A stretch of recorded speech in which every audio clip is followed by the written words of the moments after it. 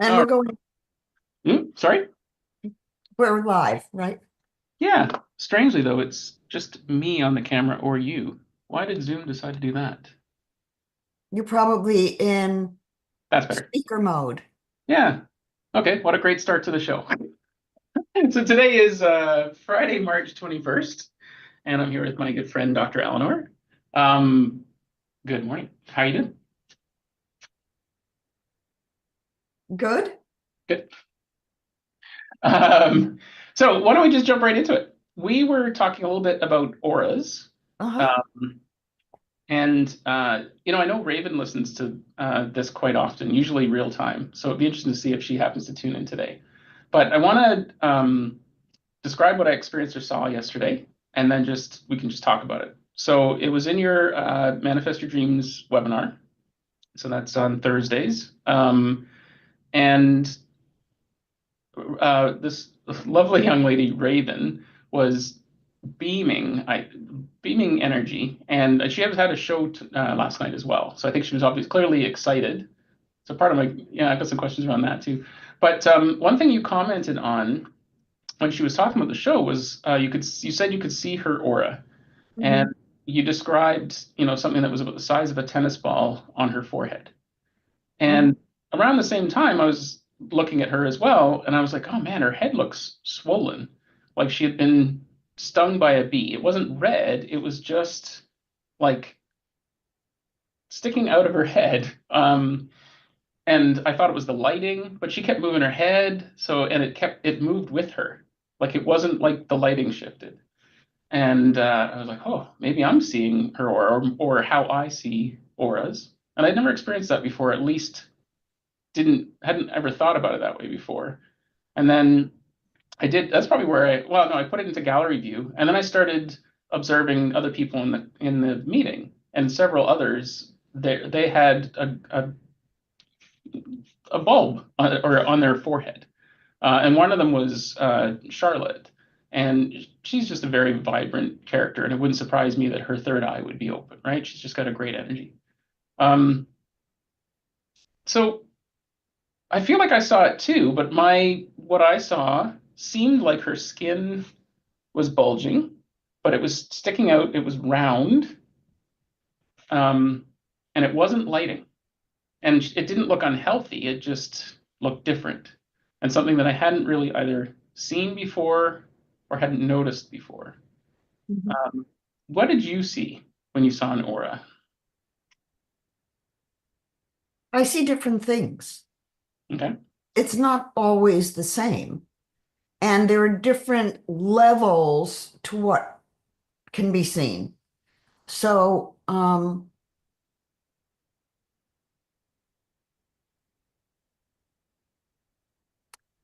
with uh, yesterday's situation, it was very clear that there was a area delineated around here on this person, and it was pulsing.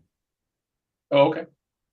There was a pulsing going on in the frequency that was making it stand out from the rest of what was going on. So it would be like a headlight, if you Mhm. will. Um, I didn't go further with it other than to comment that it was a big third eye.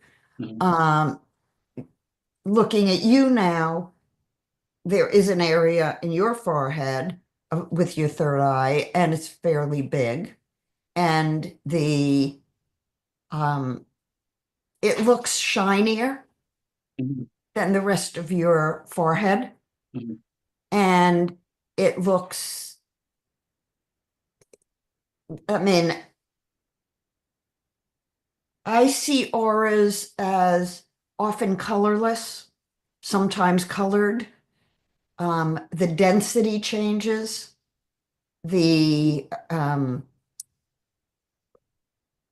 frequency of the pulsing changes, and depending on the question I ask, I will be able to see different kinds of information.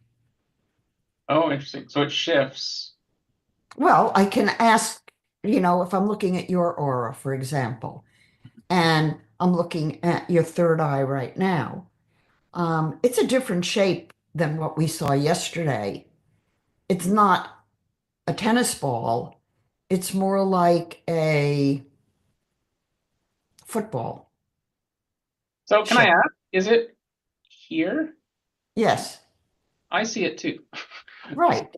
So Well, when you're you know what to look for, Mhm. it becomes pretty easy. Yeah. The issue is, and where I think people get into a lot of difficulty, is interpreting Mhm. what they see.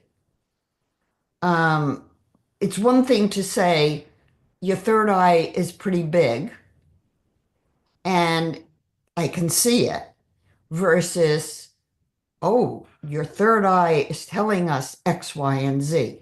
Mhm. That's where people get into difficulty. Sure. So you started off by saying it can look different. So how did you learn to trust what you were seeing? Or you just always saw it and never thought about it? Um, my first memory is of seeing auras when I was a baby Mhm. and realizing my father was holding me and I got uncomfortable with the energy in the room and I responded and he didn't know what to do with me. Mhm. So, for whatever the reason, I stopped expecting that people would respond to what I was seeing, but I didn't stop seeing it. So, that didn't get me a lot of happy people around me when I was growing up Yeah, you were probably a because, lot of positive reinforcement. and well, I got no positive reinforcement Yeah. because when I would speak up about what I was seeing, more than not, the people didn't want to know. Right, because you were assessing the situation. You weren't just saying, "Hey, I see something in your forehead." Or I would ask a question based on what I was seeing, and I would expose something that the person didn't want exposed. Wow. So I learned early on in my childhood to shut up and just keep seeing. Hmm. So I would disappear. I would go into my room and I would do my own thing. And my mother was extremely supportive, and she would just say to everyone, leave her alone, let her do her thing. Hmm. Then I stayed pretty focused on my studies, and I did navigate in my education to pick people who had more compatible auras with me. Um, and then um, when I started my private practice and started having major Kundalini experiences, starting with the first one that really changed my life in January of 1974. After that, I be I was I had a very busy practice. I was seeing 40 patients a week. Um, and I began to know things about them. And they'd be saying something. And I remember early on, one lady said something to me about an experience. And I said, well, what happened when you were 6 related to that experience? She said, how did you know? How did I know? I could see it in her aura. And I began to know things about my patients, and it was scary as hell to know things that they hadn't told us. And I remember one lady, I said, who took care of you before you were 6 months old. And she was a fairly um, complex case.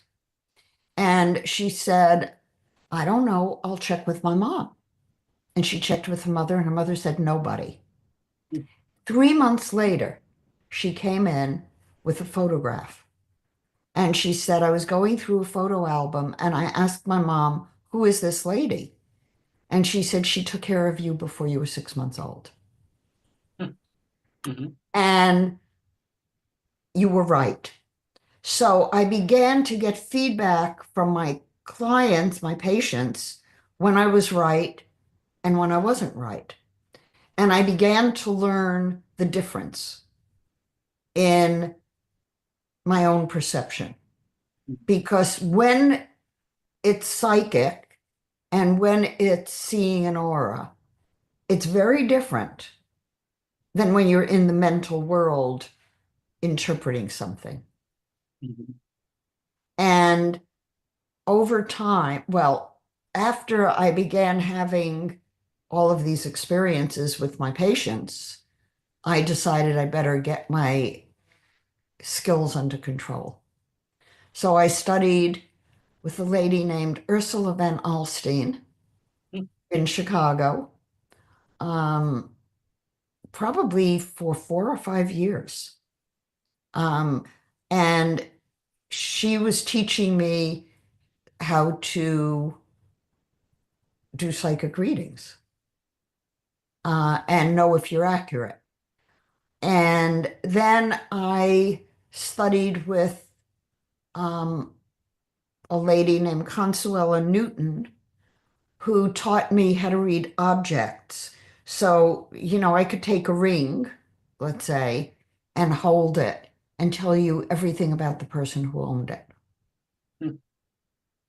So I spent about 5 years honing and developing my psychic abilities and testing them out on my patients. And in 1977, I started doing groups for group therapy um, that went from 6 o'clock Friday evening till 6 o'clock Sunday evening.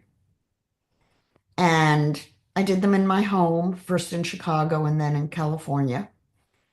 And when I moved, I commuted to Chicago for 2 years, every 6 weeks to do my groups. Um, and the groups went on for 10 years. So I was working with a group of probably 30 to 50 people every 6 weeks. Um, and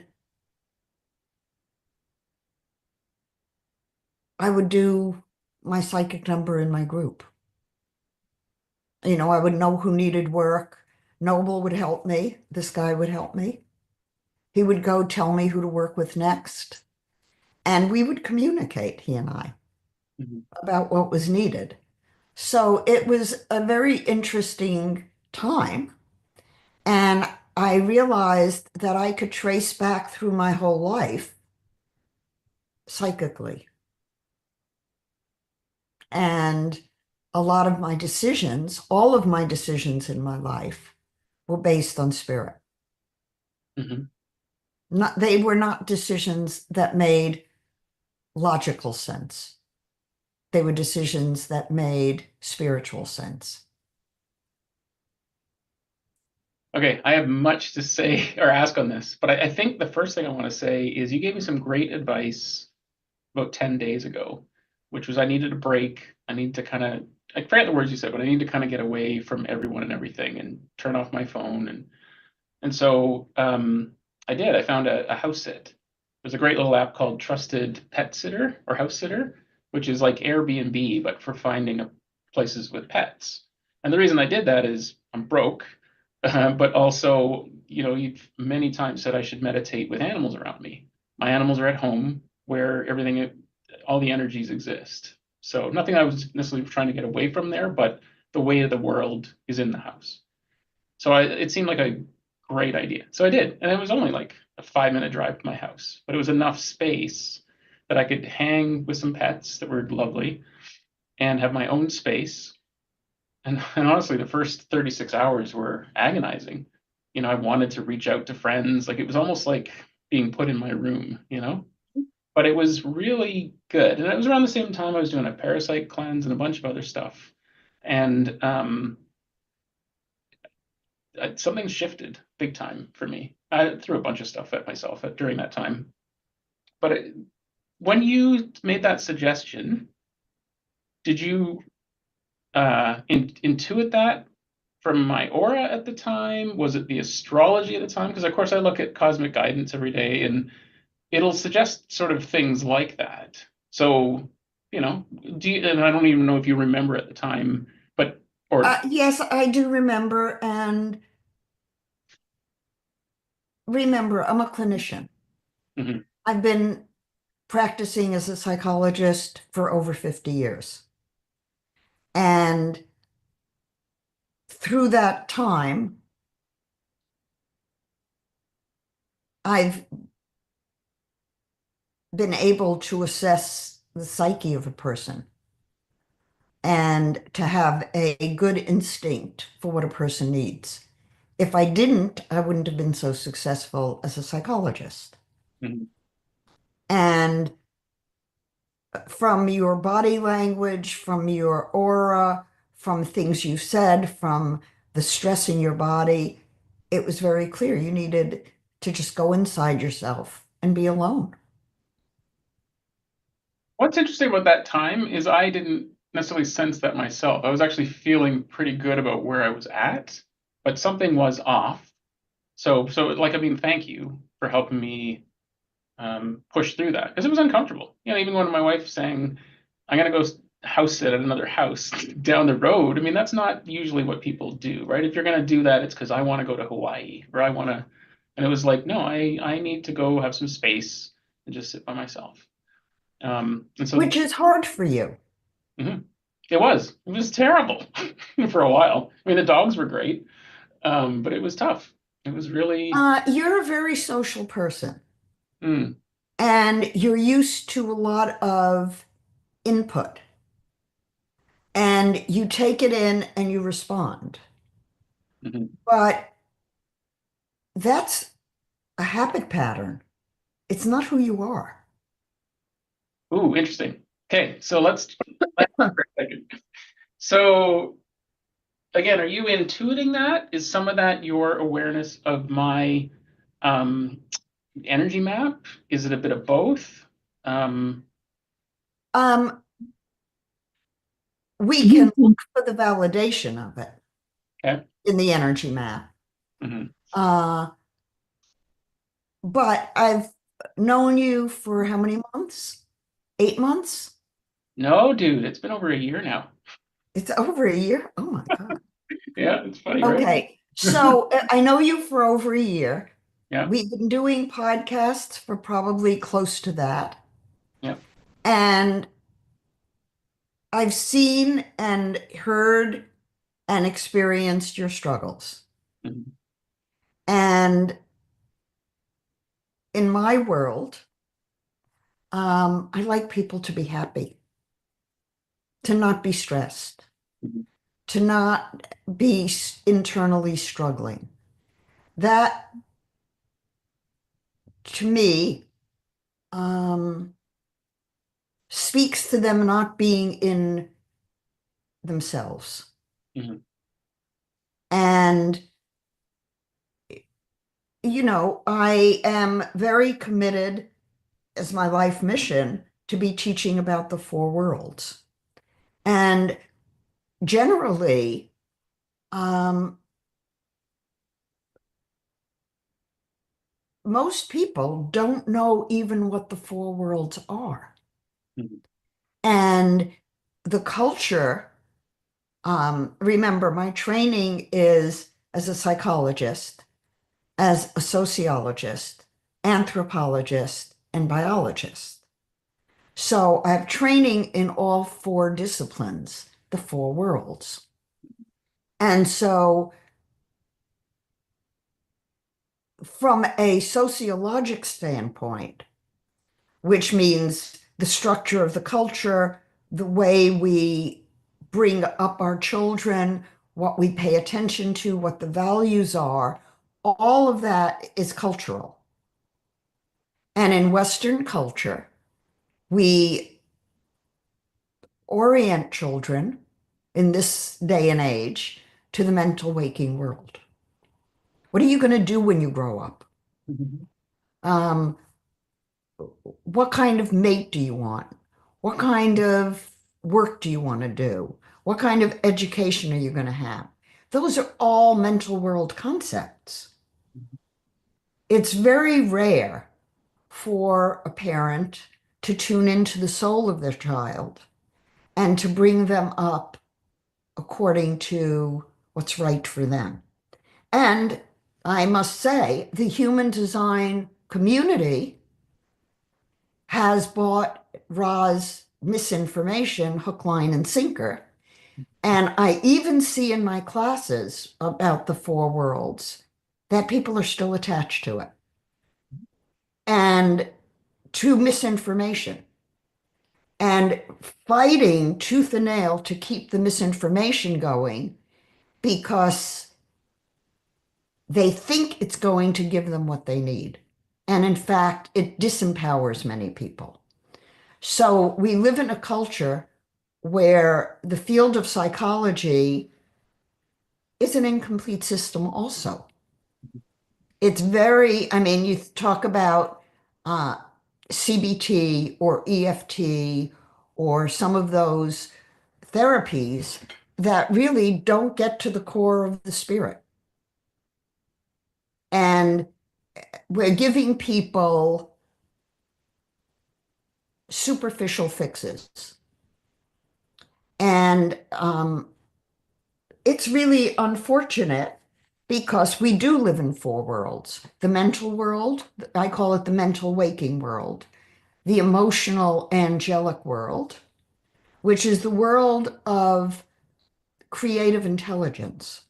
It's the world that can transform emotional, superficial emotionality into higher octave thinking, Mhm. which is spiritual in its nature, although it is not the core spirit that resides when we sleep, that taps us into the collective unconscious that Jung talked about.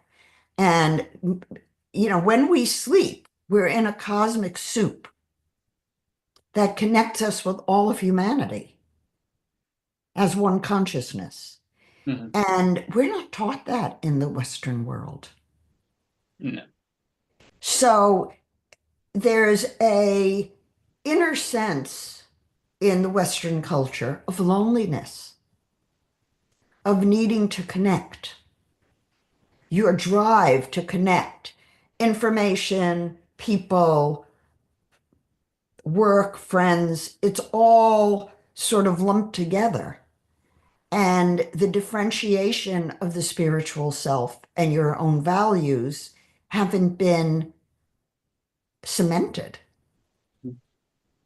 So part of the difficulty you ran into, from what I know about you, if I may speak, yes, Sure. is that you made decisions in your life based on what was right in the mental waking world. And as a player in that world who wanted to be recognized, who wanted to be um, valued for the sacrifices you were making. Mhm. And yet, had you been not conditioned, but socialized into understanding that the first priority is who you are as a spiritual being, you would not have made those decisions. So, knowing all of that about you from a year of history, I could easily say to you, Sean, until you go inside yourself without any influence from outside, you're not going to get clear on what you want to do when you grow up. Mhm. I mean, that's really what it comes down to is, you know, how many people, and we can probably count them, how many people do you know who love what they do and do what they love every single day without compromise? Now, And that's not to say we can't always have some compromise. mhm, I mean, I know in a couple of weeks I have a dentist appointment for my teeth cleaning. mhm. Okay, that's not spiritually aligned with me, but you have to recognize that I go to a dental hygienist who is spiritually aligned with me. Mhm. And if she weren't, I wouldn't be going to her. Okay. So that's it. I didn't think of this. My next, not question, my observation of during that time period, I ended up at the dentist 3 times, almost 8.5 hours in the dental chair. So it was like I'm sitting watching these pets, but I also was like dealing with this. And with my benefits running out because we closed the company, it was like the dentist that I had found, by having a friend recommend to me after I gave her my criteria, because I just had so many bad experiences with dentists. Like one that I'm fairly certain just viewed me as his new set of golf clubs, right? Like this is years ago, but um, yeah. So this lovely dental office that I met about a year ago, no, 2 years ago, through actually doing my due diligence of finding someone that felt like a fit. They were open to not wanting to use fluoride. They were open to me. Um, they weren't just trying to sell me a bunch of cavity fillings. Like they allowed me to ask why this, Uh-huh. whatever. But the problem was when I switched to no fluoride about a year and a half ago, I didn't pick the right toothpaste. I picked one that was on Amazon and it said fluoride free, but it didn't have any. It turns out, according to my dentist, and I actually quite believe her at this point, it didn't have um, something antipeptide or something, but it's something that helps the teeth remineralize. That's what fluoride is supposedly intended to do, is to remineralize your teeth. So, and also I've been anxious all year. So I've been craving sugar, like just so pretty much my diet, unbeknownst to me, even though everything else I've been doing to try to tune myself, when I was having food, if I allowed myself to have food, it was high sugar. And I think my brain was just hungry for it. So anyway, my teeth were a mess. And it started with a week and a half ago biting into something soft, and my tooth just broke off, like half of it, and I was like chewing on it. I was like, like I was like this. It was a little gummy, and it was like this gummy's crunchy. That's not good. So it didn't hurt. I had to wait 3-4 days to go in, but super accommodating. And in the end, I needed 3 crowns and about 8 other fillings. So my teeth were a mess. It was rough. And I went there not wanting to. Hold on. Yep, Sam, go. Sam, go. Sammy, go. Let me escort him. sure. Sammy, go. Go on down. Call him.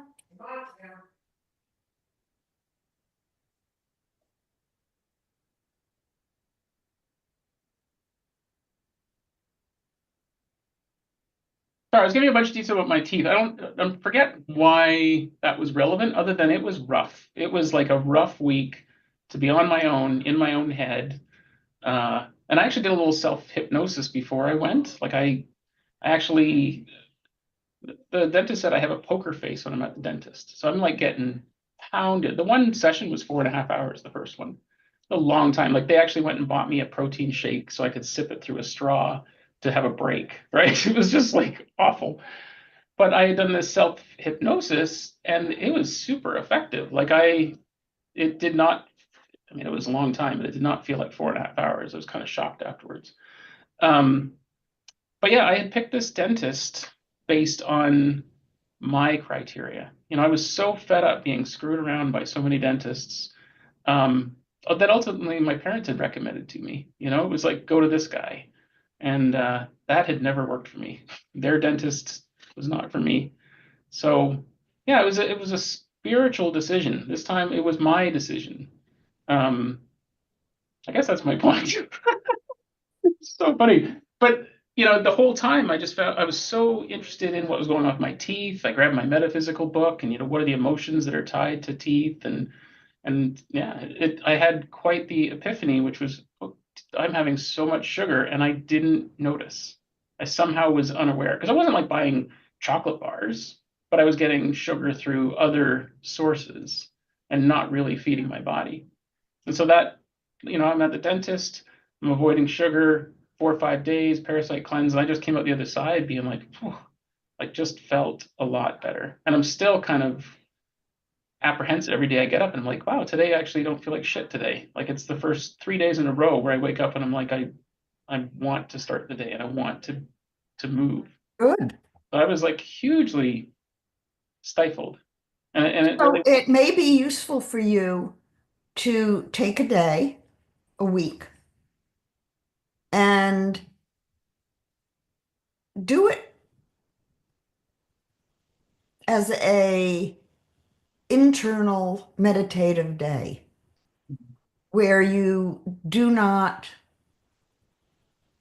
relate much to anybody else, nor do you relate to media.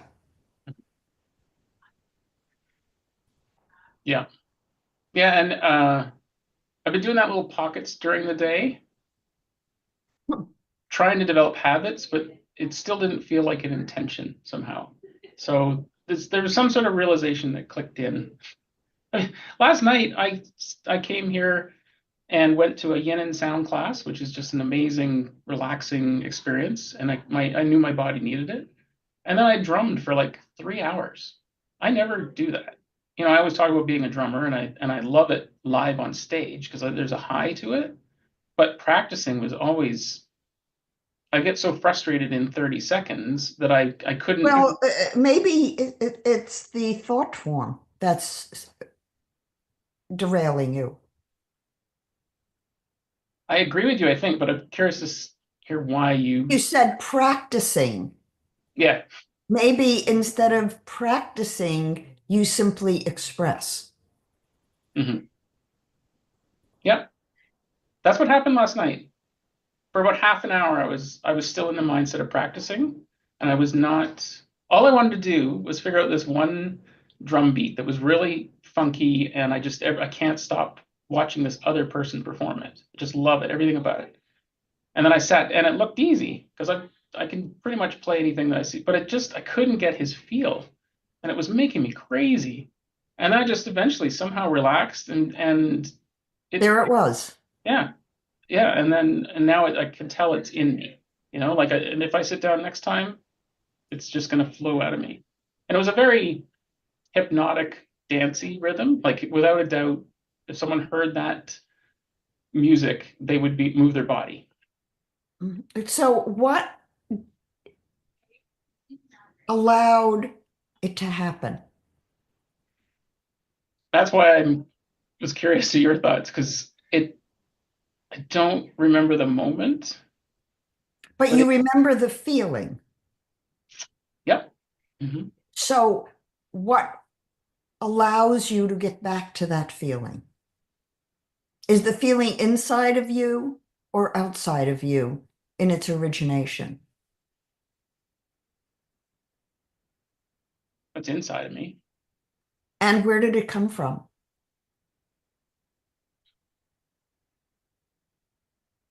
Hmm.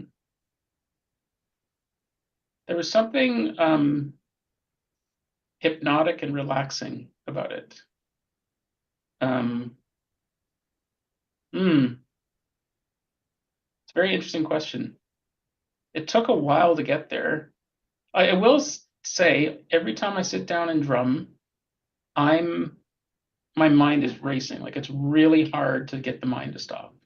And I've actually record myself every week at this blues jam, and I can remember what I'm thinking when I watch myself drum, if that makes sense. Like as far as everyone else is concerned, I'm thinking about the music. I'm not. I'm So, when you were in the flow yesterday, Yeah.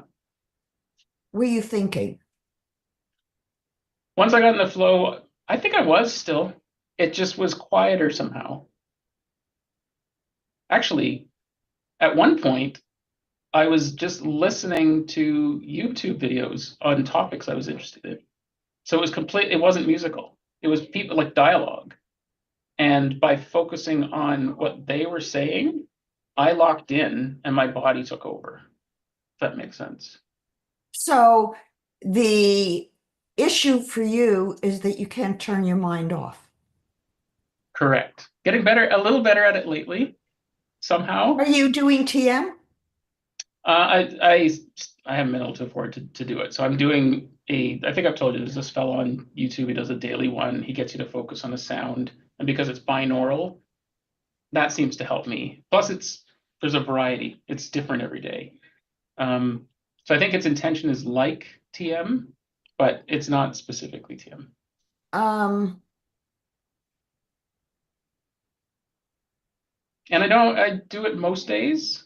I'm doing a lot of self-hypnosis lately.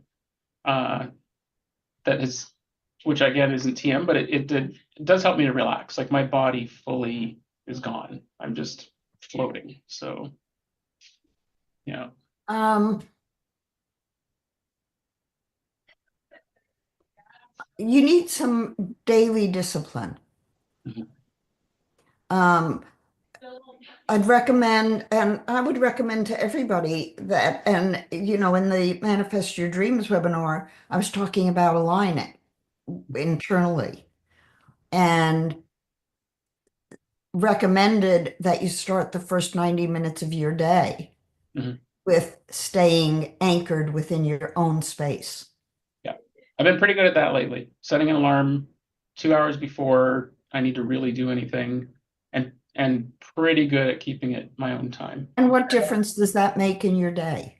It was huge. It's personal time. It was me time. Um, it it it took a week for for me to truly believe the benefits of it, if that makes sense. And I used to do something probably 3.5 years ago. A friend, he called it the morning miracle. And it was like 40, he picked a number. So mine was like 42 minutes, one of my favorite numbers.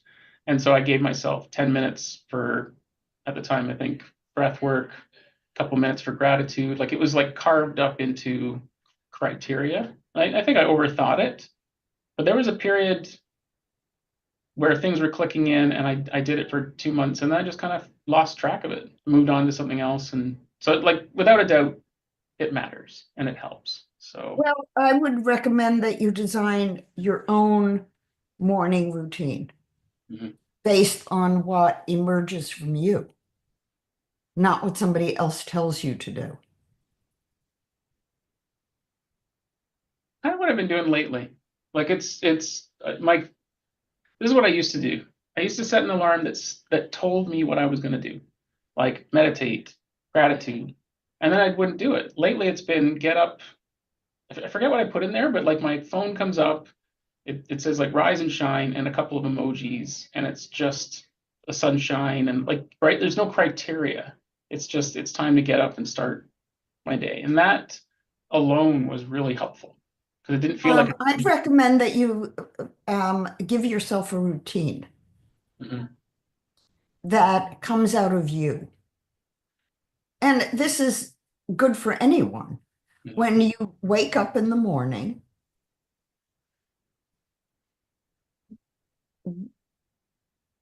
feel what's right for you in the morning, mhm, what the routine is. Some people like to eat right away. Some people like to exercise. Some people like to meditate.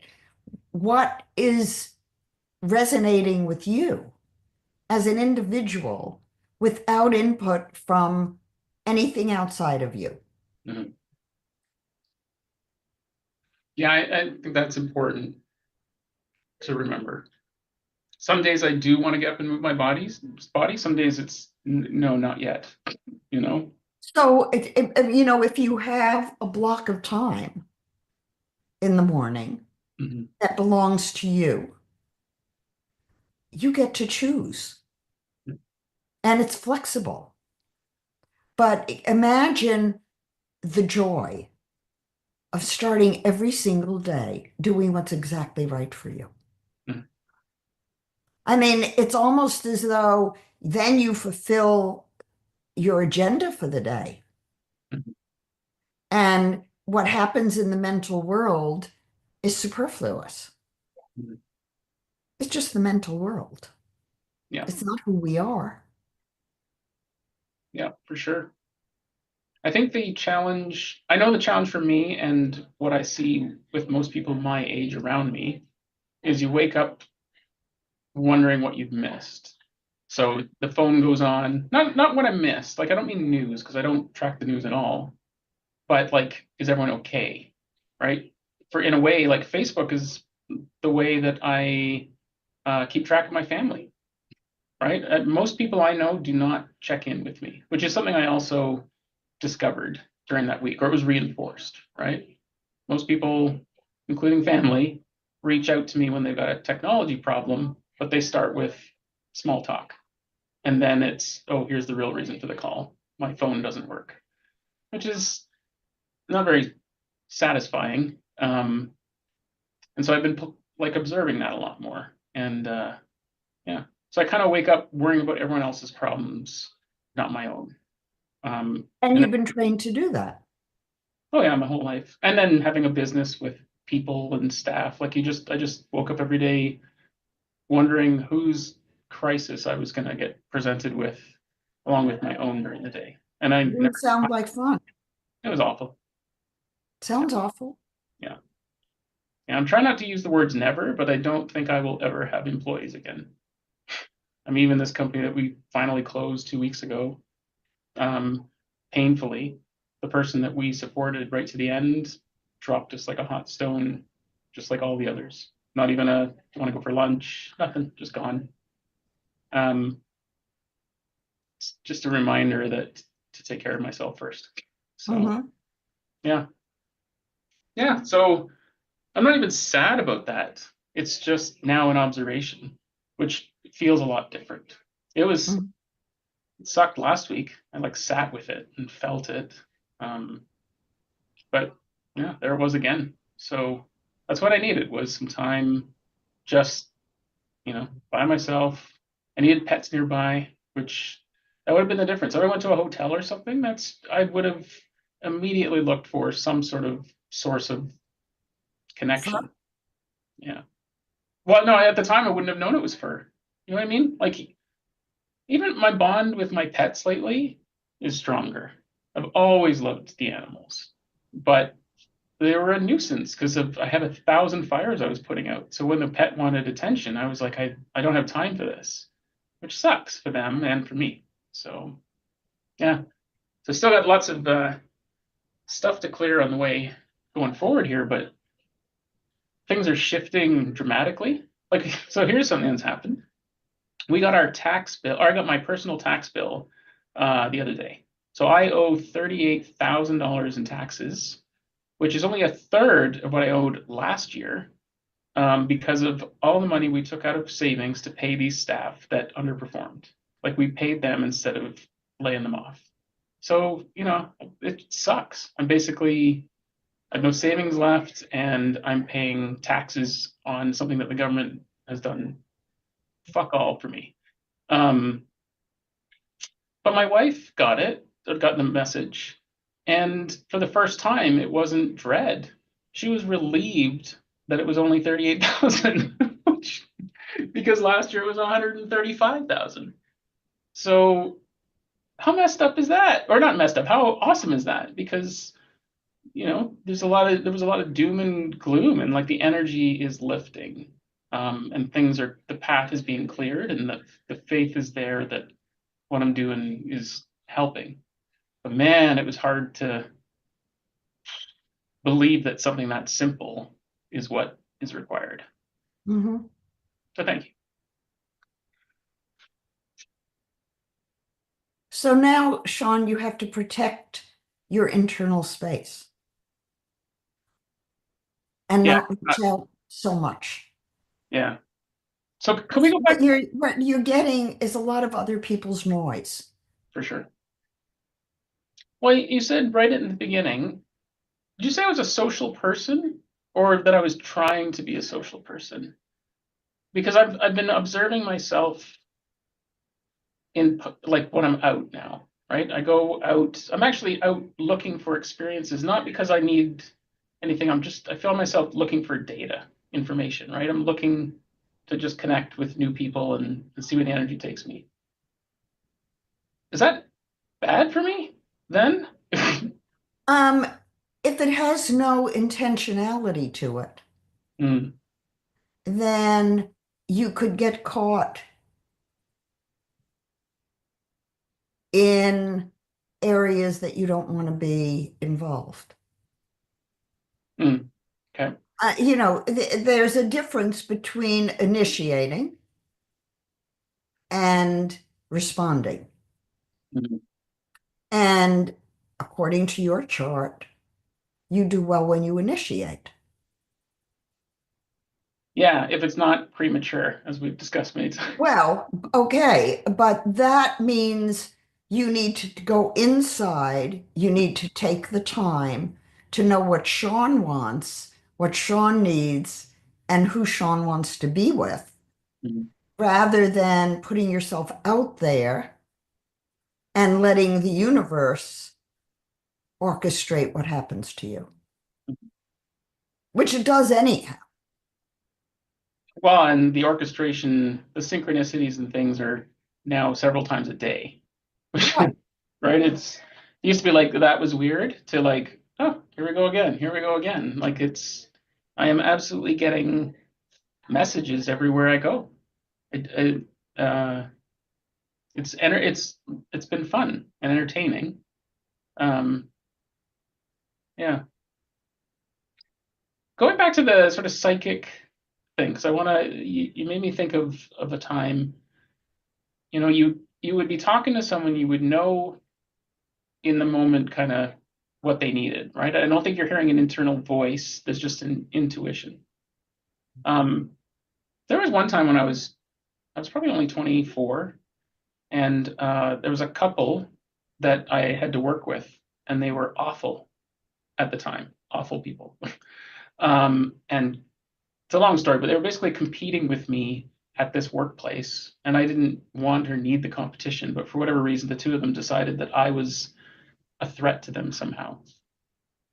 And one day, I think I just told the one guy to fuck off, and I started to leave the building, and he chased after me, and then like confronted me, and I was just like, "Look, dude, neither of us are going to be in this place in a year from now, so like, what's your problem with me? Like, why don't you just you do you?" And he just stopped talking and left. And then 10 years later, because I never connected with him again, like we didn't become friends really. We did years later. Um, he remembered that moment like clearly, and it was like I had predicted the future. Like whatever I said, it was more than that. Whatever I said was the path, what occurred. And I just always thought, oh, that's strange. But like that's the kind of stuff that's happening on a regular occurrence now and is returning. But the cycles are faster, much, much faster. It didn't take 10 years to get the feedback? So I don't know if that's alignment. I don't know. I think it is. Um, but yeah, I mean, it's taken a long time to build up some evidence to trust. It's kind of my point. Like that took 10 years. And I only mentioned it when we were in Paris, right? Like we end up working, I was in Paris working for someone and he happened to be there. And he lives in Russia now, right? Like we don't connect other than, but he made a point of saying that and it stood out. And that was the only feedback I had for a long time. So wasn't working with a lot. Um, yeah, I guess I don't have a question with that other than it's it's those occurrences that are occurring regularly now. Um, and I am able to intuit with people somehow. It seems to be mostly acoustic, not so much like seeing an aura or getting feedback that way. But now that I feel like I'm getting a sense of what that is, that's something that might be interesting to explore. The woman you mentioned, I've never heard you mention her name before, but was she at the time, would she have called herself like a psychic guide, or like Oh, the woman that you mentioned today that you spent about 4 years with, when you were developing your, Ursula. yeah, Ursula, right? She was a psychic Mhm. and she taught classes on developing psychic ability. I didn't go to her classes, I studied with her privately. Oh, hmm. Most of my um, experiences outside of University Chicago were individual study. I would, most of my astrology studies were not in classes. It was all private instruction. Um, because I was used to an education tailored to me Hmm. from the University of Chicago. The department I came out of was very unique at that time. There were 25 students admitted, or maybe 20 in each class. So the total department was 100 people, Hmm. um, at all levels of PhD study. And the attitude of the faculty was if you were good enough to get into this department and were having a problem, it was the fault of the faculty, not the fault of the student. So I basically I wanted to do a small study, but my uh, dissertation chairman wouldn't let me do a small study. Hmm. So he said, I want you to do 30 people in each group. I want you to hire coders and uh, transcribers, and I will pay for everything. Talk about waste, right? In the education system. Hmm. Uh, it cost a huge amount of money for the university to fund my study. I had 295 variables and did multivariate analysis of variance, path analysis that had never been done before, um, all kinds of statistical stuff. And, that was before computers like we use now. Hmm. So the experiences I had educationally were quite unique. And I got through my program, I think, in fairly record time. Hmm. Yeah, individual mentoring, tutoring makes a lot of sense. I mean, all week I've been thinking about uh, experiences I've had in a group that I would somehow be influenced by it, even though I thought I was getting what I needed out of it. It's just so apparent now.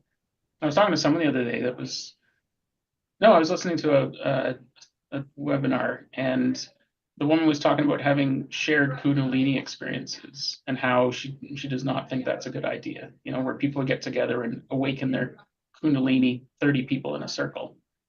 And what she said made a lot of sense. Sure, it's you go somewhere and it's economical, I suppose, if that's what you're trying to chase, but you're also getting the energy and the influence from all those other people when it should be about taking You, care of yourself. Yeah.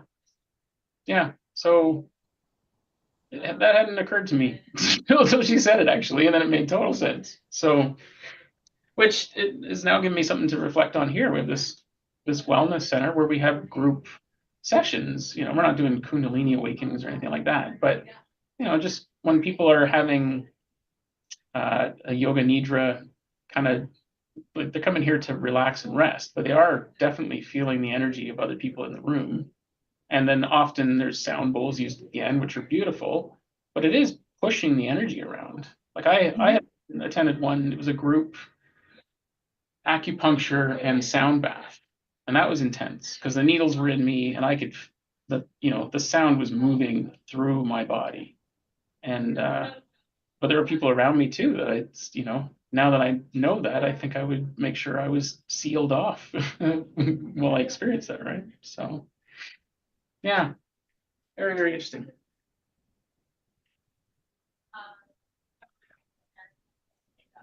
Do you want to talk about the my other question? Because it's because you've been talking about what's the word? I wanted to use the word manifest, but you said initiate. Actually, there's a question for you. What's the difference between intending to manifest and initiating? Or is it the same thing? Well, you can intend to manifest and be passive, which is what most people do. Hmm.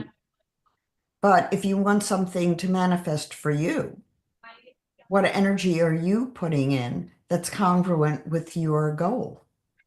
Yeah. And manifestation takes 3 months. Hmm. Yeah, and that's been an interesting exercise because I realized I was being passive because I was hoping my mind would somehow do it. And but the message I was getting all the time was if you don't meet the universe halfway, like show an intention. I think I told you there was one time where I had to drag my ass to the storage space to grab my drums, and all I wanted to do was take them out of storage and dust them off. Like that was me showing the universe, like, okay, I'm serious about this. I'm not going to just talk about wanting to drum. I'm going to dig them out, and because I really couldn't play them here, it was too noisy. But I just at least dragged them out and got them ready, and that was valuable because it triggered something. Not triggered it. It started a process. I can tell now. So yeah, I'm on board with that. So initiating. I, through my new connections, my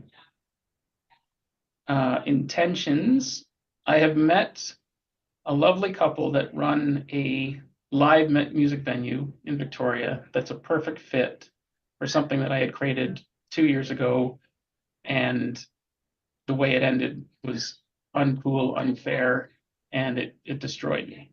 So I'm ready to connect with them. And when I did one night, the other night, the woman was, once I got talking to her, she was like, "When would you like to do it?" Like she was ready to whip out the calendar, and I wasn't ready to respond to that, so I took a little time. Now I'm ready to respond to it. I need to put forth my proposal to them of what I'd like to accomplish for that one date and beyond. But I was mentioning to you before we started here that I was curious about picking dates, energetically. Um, you had suggested that uh, I think intuit it or feel into it or Mhm. but I like a little strategy in my day. So because I'm not gonna, you're gonna tell me just to intuit it, but intuiting for me means leaning on my experience and taking action, or my knowledge and taking action. Um, so I'm not gonna be able to help, at least if they suggest a date, looking at it and seeing how it feels. And I would probably lean on, well, I don't know enough about astrology really to really lean on it. But what might I look for? Will you play that game with me? I don't know what you'd look for No? because you're dealing with people whose venue you're coming into. Hmm. So you would need the date of the venue. You'd need the date of the players who are going to be at the venue. And you'd need your own chart in order to put it all together and see what the connections were. Okay. On the other hand, you had a good connection with this person Hmm. and she told you to pick some dates. So when would you be ready to do what you're needing to do? Tomorrow. I can't wait. Then do it as soon as you can. Okay. Um, Live your life from soul Hmm. and let your soul guide you. Stop thinking with your head, which is the mental waking world, and has not worked for you. No. So can I tell you the experience that happened that night? Because there's so many things that clicked in. The place is called the coda, CODA. And in music terms, the coda means go back to the top. And it's Right? a circle with a plus sign through it. So it very much looks like um, the earth symbol in astrology, like home. And my head was like, oh, that's home. Like my brain was like doing all this pattern stuff. And the band I went to see that night was a bunch of young guys, never seen them, but was just curious about them. They had a very interesting thing. And they're called Transitional Alien, which I also thought was just an interesting name. And they were a ton of fun to watch, but there was maybe 20 people there. Like for whatever reason, they don't have any local support yet. And so I went into it was actually awkward. So I paid $21 cover, went in, sat down at a table by myself in a room with almost nobody. They did a great show. The people that were there were clearly their friends, so they were like hooting and hollering. And the owners of this club were there. And I had already identified as like, this is a place that felt good. Um, I was feeling so awkward about still going up and just like meeting them. So, but at one point I need to go to the washroom. And I go to the washroom and the woman owner comes up to me and says, "Are you Wes?" And I said, "Nope, my name's not Wes." She says, "Well, there's some guy here that says he's looking for Wes and he owes you money." Like I don't, I was downtown. It wasn't even anywhere near, and nobody owes, well, lots of people owe me money. But I did not know this person. And she said, "Well, come out and talk to him." And so he's like, "Yeah, dude, I've got your $20 for you."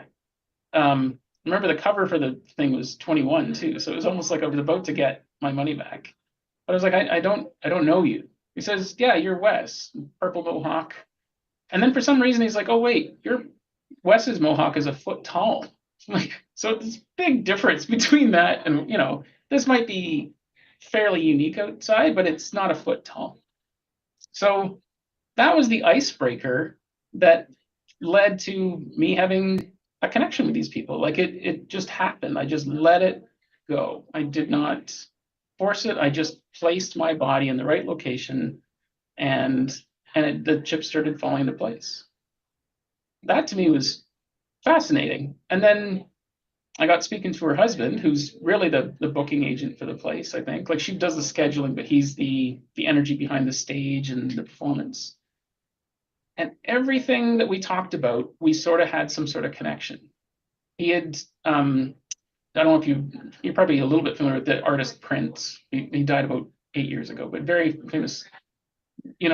Our orbits had kind of been around that guy when he was in Victoria, and we had stories in common, and it was just like the conversation was flowing so easily that there was nothing. I was like, oh, that's interesting that this anecdote fits exactly with what he just said. It was just like click, click, click, click, click. So, anyways, without putting too much pressure on it, it does feel like the place for me for now.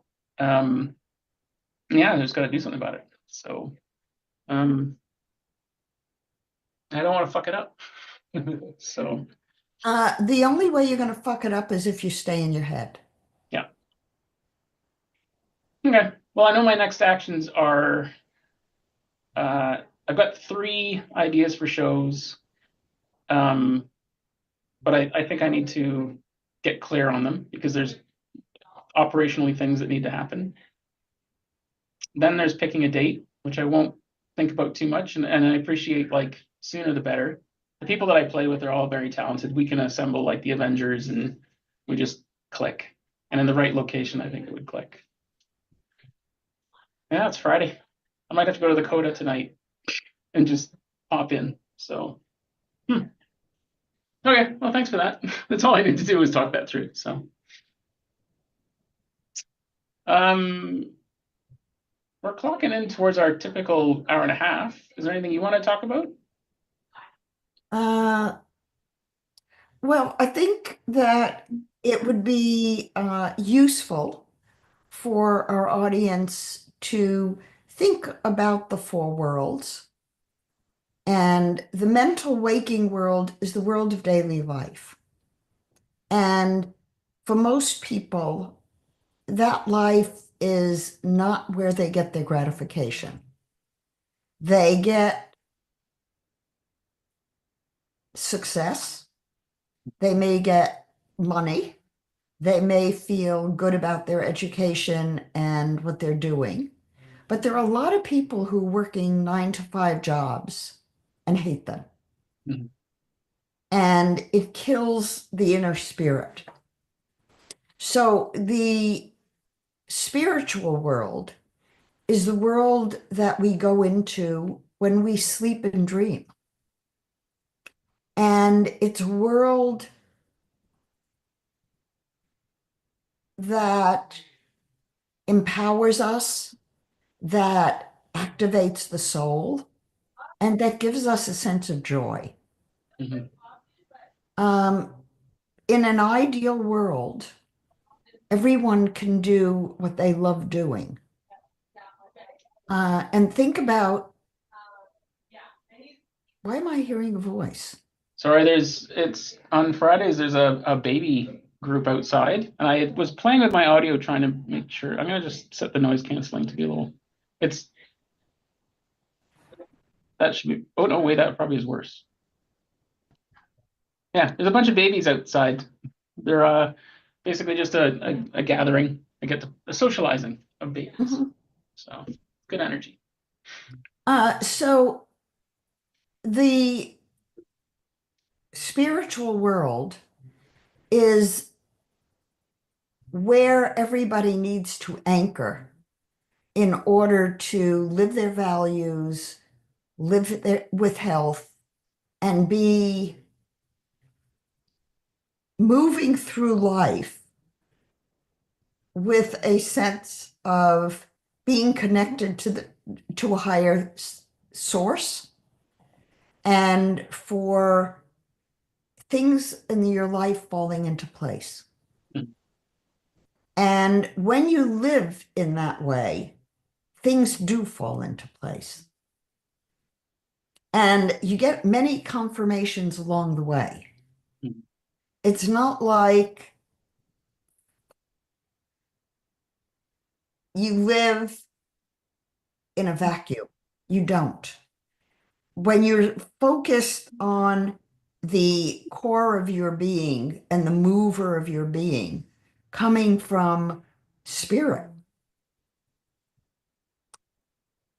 the things that don't resonate begin to fall away.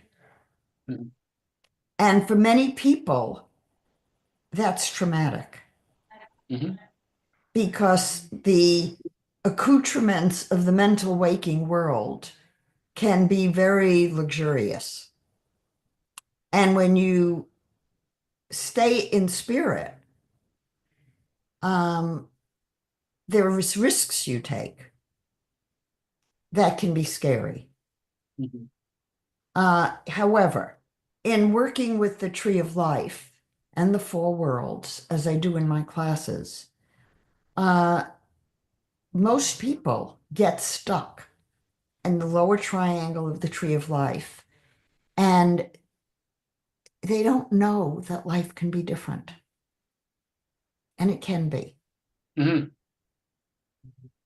I'm experiencing it real time, and yeah, it's been very, very interesting. Have you given up pickleball? I'll not given it up. I have given up my local pickleball club. It's much as like the venues I'm not happy with, and some of the people that I'm playing with, they're absolutely mental world people, and I just stopped having fun. So I'm kind of waiting for the next opportunity. Um, and because I'm actually enjoying sitting down and playing the drums lately, I'm getting exercise that way. Plus, like last year, that same pickleball club, I just left being like, screw this, I don't need this. This is supposed to be fun, and I left for 4 months. And when I came back, I had improved by 50% by leaving. I just needed to kind of, I could tell my brain was somehow reconciling the data of my playing because I stopped making, I wasn't making the same mistakes. If I When I was going regularly, I was reinforcing bad habits in play with the wrong people. Mhm. So I just, yeah, And the last time I went back, it was only because actually I was at a restaurant minding my own business, and this lovely couple came up to me and said, like, we really miss you at pickleball. Please come out. And so I went, and they were there, and it was super supportive. And it seemed strange to need to be invited back, but that felt much better. And then I went, it was kind of the same bullshit. And so I was like, well, they can't fix everybody. So I just thought, well, I'll just take a time out. So I was house sitting and walking dogs extra, more and playing my drums, and that's kind of filling that hole for the moment. Good. I'm very good at pickleball when I'm got that flow though. So it'd be very interesting to see the next time I play because I'm pretty deadly when I'm out of my head. My body just seems to know where to put itself, and the number of times I would hit a ball and someone would say that was a there was one word the guy used once. It wasn't miracle. It was the way he said it. It wasn't like, oh, that was a neat shot. It was like he couldn't believe that I had somehow Made nuanced the shot. the ball. And his response at that time, um, I was surprised too.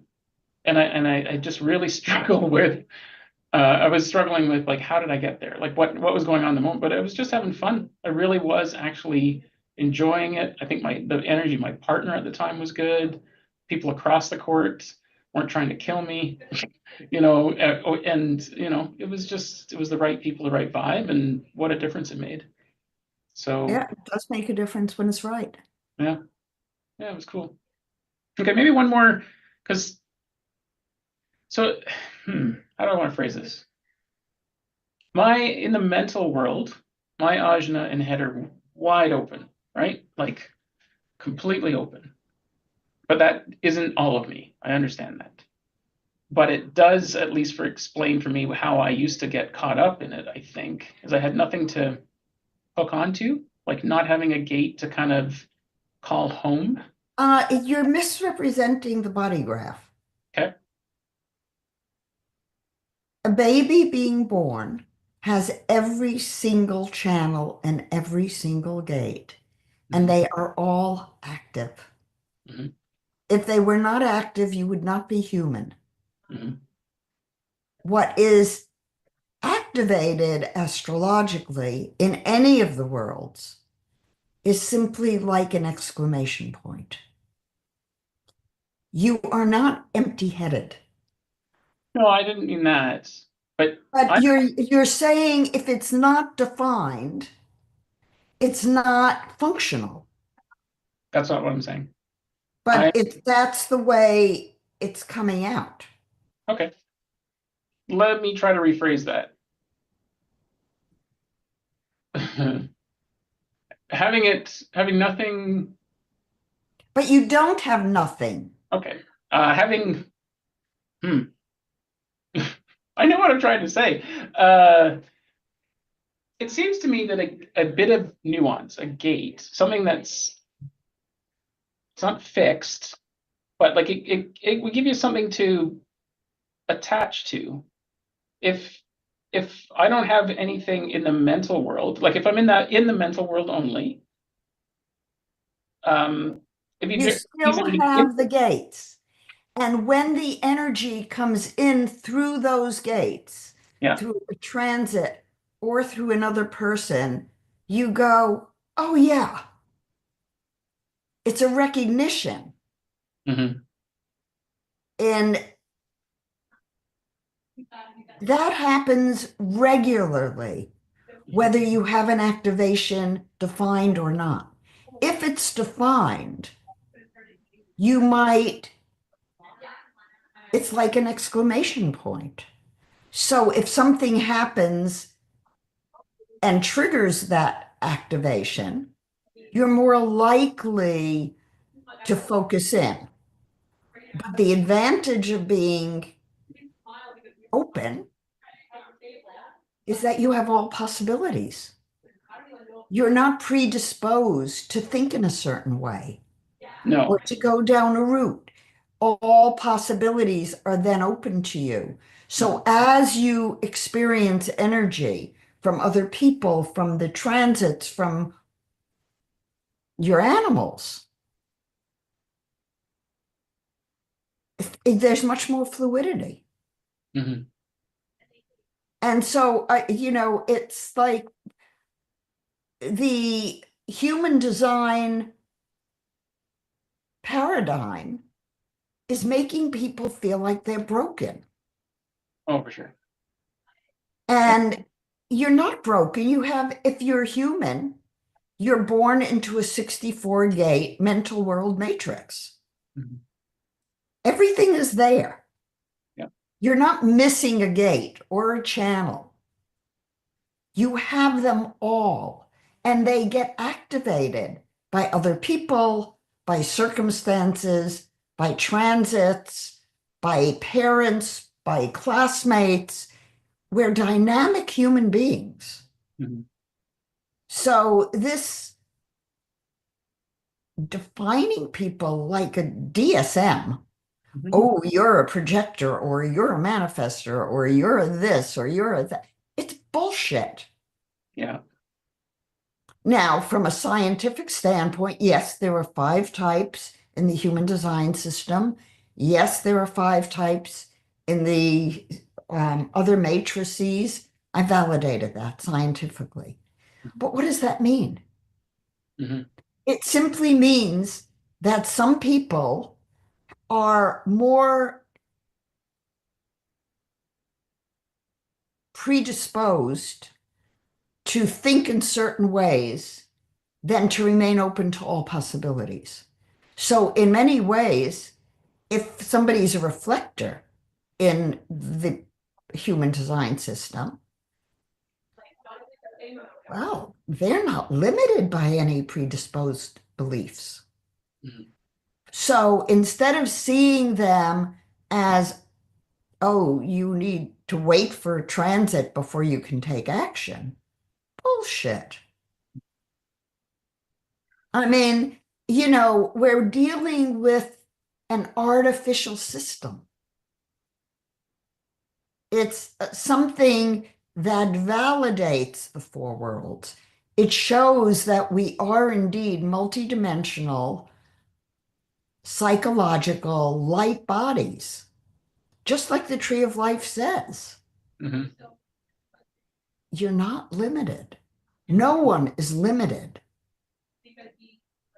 I think I probably told you this before, but I'm going to say it here so others can hear it. When I found human design, I know that at the time I was trying to figure out what was wrong with me and everybody else. I was using it. That was my lens or my filter. I now know that wasn't helpful at all. I was thinking about this yesterday. Uh, I probably had about 12 design readings from various people, and instead of doing self-study, it was just just attention of a squirrel. But at the time, it was pretty useful because I was able to pattern match across the 12. I was looking for what was consistent, and that kind of helped. But one of the things that was said to me by someone that I was following a lot, I'll leave his name out for now. But I had a 4.5 hour reading with him, and it was very entertaining. Um, but because he was looking at my mental world chart only, he saw the solar plexus and I said something like, something about feelings or emotions, and he's like, "You wouldn't know an emotion if it's, like he basically just said you've never felt an emotion in your life." And because I had been consuming his content for a year and paid £400 for the reading, and it was very entertaining and parlor tricky. Like there was a lot of things he said that have been very accurate or at least turned up. But that fucked with me, and I'm kind of angry about that because that set me back. So, and I think I told you when I've been to the Santa Fe conference for the last 2 years. When I went the year prior, I was caught up in the this gate, that gate. This time I was just observing, and I just found myself so annoyed by people who'd be like, "Oh, I'm late because I've got gate whatever," and I wanted to say, "No, you're late because you're an inconsiderate asshole. You know what time it was." Like, let's have some social intelligence here. Mhm. It was so I just found myself more and more like, man, I really like these people because I think they all want to better themselves and probably were broken and found something that helped them feel unique or help them feel like they understood themselves. But there is a lot of I agree with you. There's a lot of misinformation. Um, The it's a little bit disturbing to me that the human design people are so attached to their formulaic interpretation of the body graph without integrating the tree of life, without integrating astrology and psychology and the other aspects of comprehensive knowledge. And, you know, um, so many of the human design people are just being told to go do a business and do canned reports and sell them. And what are you selling? You're selling disinformation to the public. It's unethical. yeah, yeah. It's it's an interesting time because there's a movie coming shortly, about the system, uh, and A movie coming from where? uh, from some folks inside the community. It's called the 4% or something. And early on, I was asked to do an interview for it, and thankfully, something came up because I was in Santa Fe and this place called Star Dreaming. There was an excursion to go to this place and just sit and meditate. And I just knew I had to go there. And so I declined the interview. And then when I got offered a second time, I was actually fine with not being involved with it because something felt off. The part that bugged me the most was the title of the movie. And I told some people involved my feelings of it because it was the idea that Ra had always said only 4% of 4% will ever get this information and raise that level of consciousness. And that pisses me off because Well, that would be good if it's only 4% because it's misinformation. oh, what do you mean by that? Well, if 4% of the population only get that information, then the rest of us are not being given misinformation. Oh, that's interesting. That is a very interesting response. That's not what I was expecting. But yeah, what pissed me off was it's kind of like, I've heard the phrase white coat hypnotist, someone It's that, elitist. yeah, yeah, it's elitist. It's elitist around consciousness, which is probably not healthy. Well, it's what gurus do to enhance their own ego and disempower people so they're dependent on them. Hmm. Yep. And it's not empowering the spiritual core of the individuals. Now, Ra also in the Triple Design Matrix book that I just published. Um, oh, that's interesting. But Um, some things fell off my desk. Um, the Ra said very clearly that we cannot interpret a body graph without looking at the multiple matrices. mhm, And yet all of human design is one matrix. mhm, He already had the dream design and the biological design. He was missing the emotional angelic, but he had three matrices for a human being, and he didn't use them. mhm, Why? Well, I know that was an ego manifester, emotional ego manifester. mhm, And he was a scoundrel, he was a liar, he was a cheat, and he was um narcissistic. mhm. And if anybody said anything he didn't like, he'd go into a rage. Mhm. He also did not take care of his body. Mhm. So if he had the PHS system, why didn't he use it? Right. That's a good question. He died of a heart attack. Yeah. He smoked like a chimney, and he was always stoned. Mhm. So he claimed to not be using drugs when he got the experience, had the experience, but I never knew a time when Ra wasn't stoned. He smoked like a chimney, and he smoked a mixture of cigarettes and marijuana. And I don't know if he still was using ketamine or any other drugs, Mhm. but he certainly was on drugs Yeah. the whole time. Yeah, yeah. I mean, this is a this is a huge topic. Part of me, the idea that he had this 8-day experience doesn't resonate with me. Um, the way he describes it.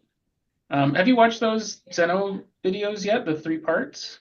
No, I haven't. Is there a transcript available? It's hard to watch her. I know I have to watch it on double speed because you can hear her suffering, but she's just emoting everything she can and trying to get this her thoughts out. But there'd probably a way to, oh, there'd be an easy way to get a transcript. I could help you with that. So, what is it that was striking to you in her videos?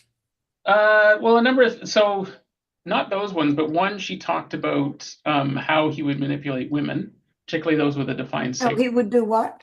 Um, uh, wow, that word just slipped away from my mind. And take advantage of women, like those Oh, with a yeah. defined Oh, sacral. yeah. He would sleep with anyone he could sleep with.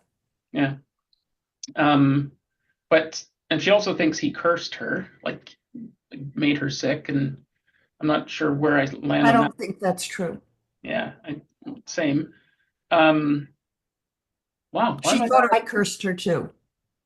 No, she actually accused me of causing some of her problems because when she said to me that what I did, um, I was sort of caught in the middle between Zeno and Ra.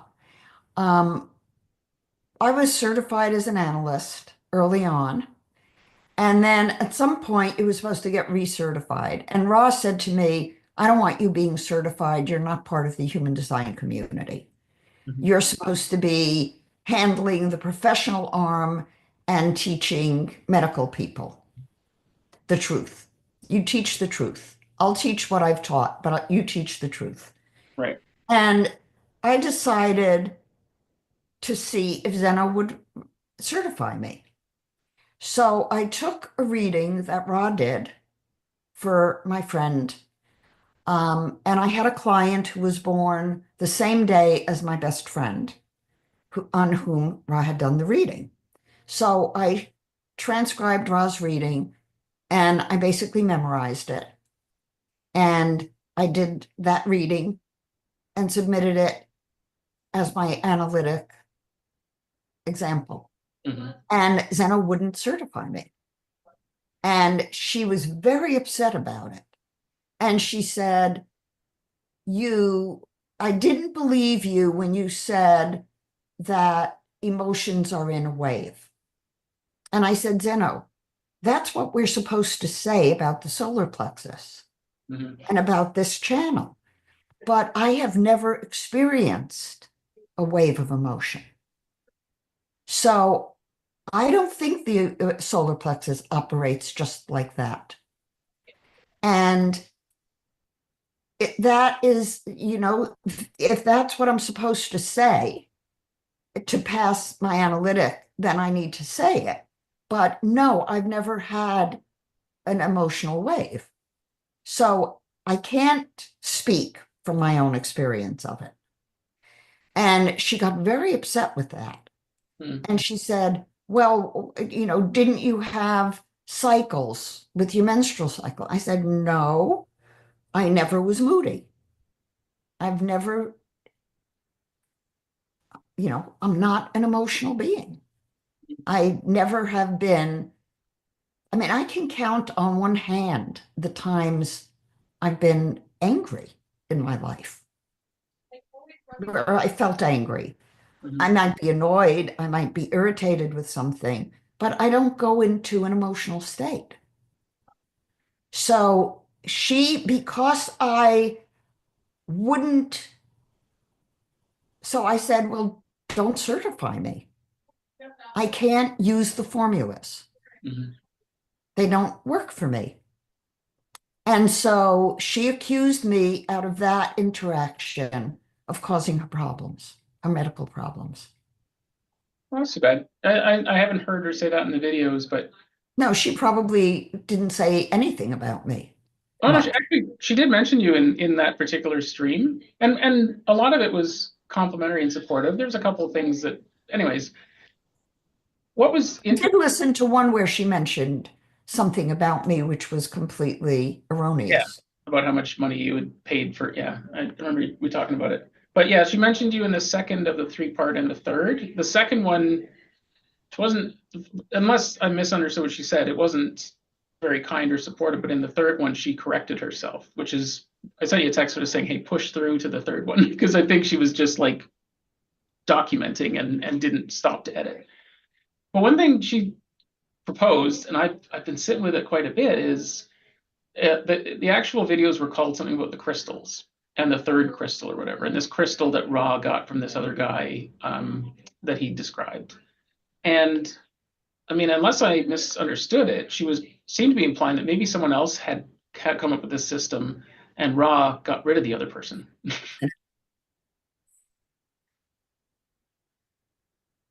Okay. Dog barking. Oh, okay.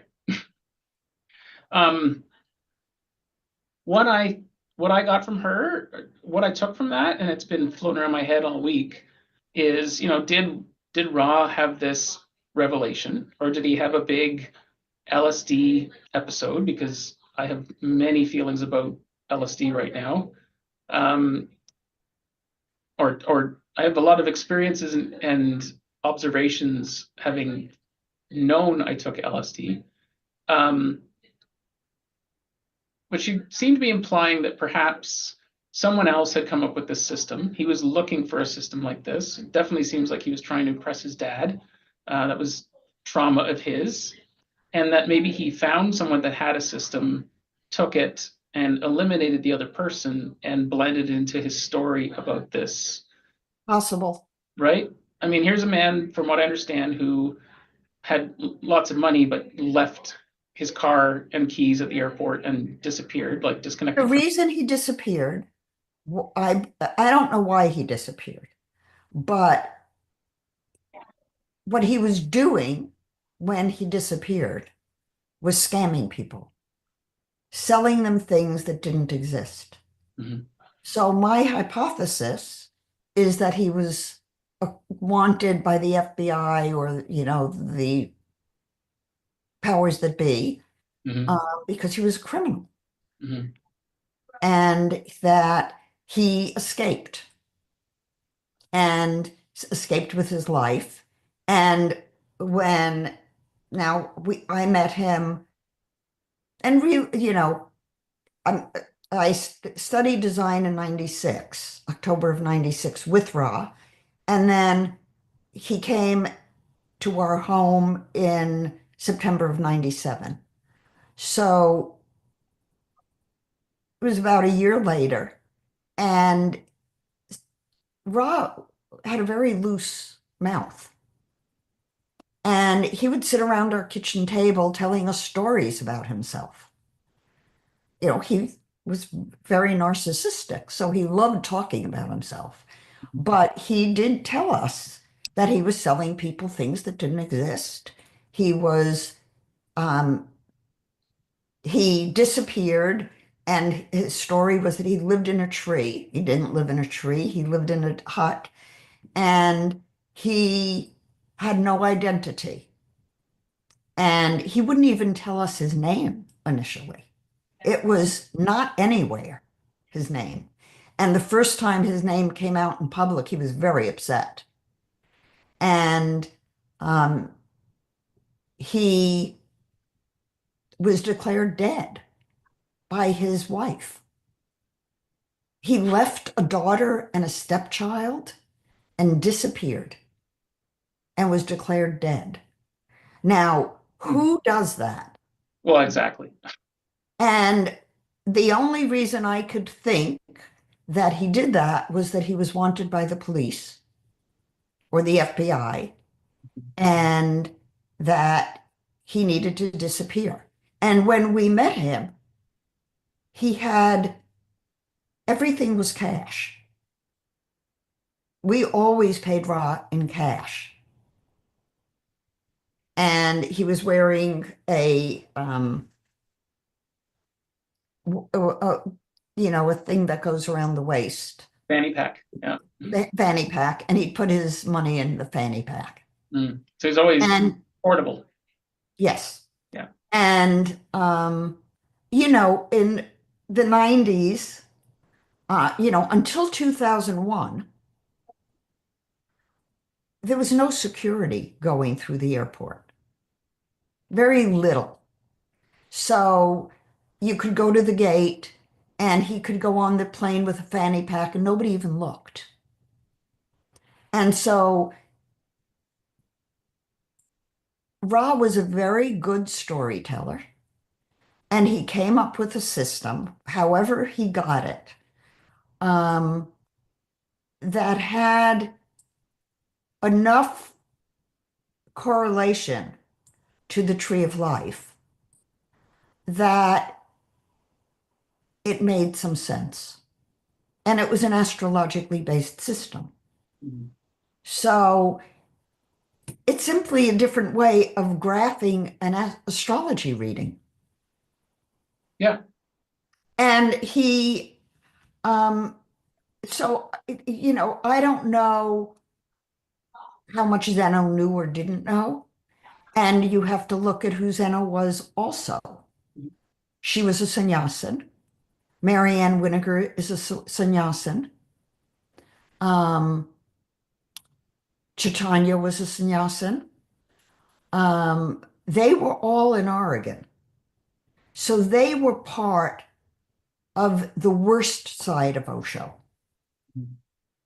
Well, I'm Uh, watching. There's a documentary called Wild Wild Country. So if you want to, those watching, if they want to see some insights of what was going on there, I mean, it's was that on Netflix? I don't know if it was Netflix. Yeah, probably Netflix. I think it was like Yes, I six. think we've seen it. Yeah, I mean, that it's ultimately what kind of led me to finding you, like in a way.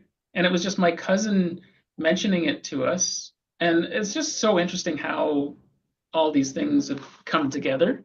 But it was that documentary that I would have thought turned me off of the whole idea, but it just made me more curious. Like I was just drawn to like, why do I need to know more about this? So yeah, anyway. Well, when we were in India, I was in India in August of 1978.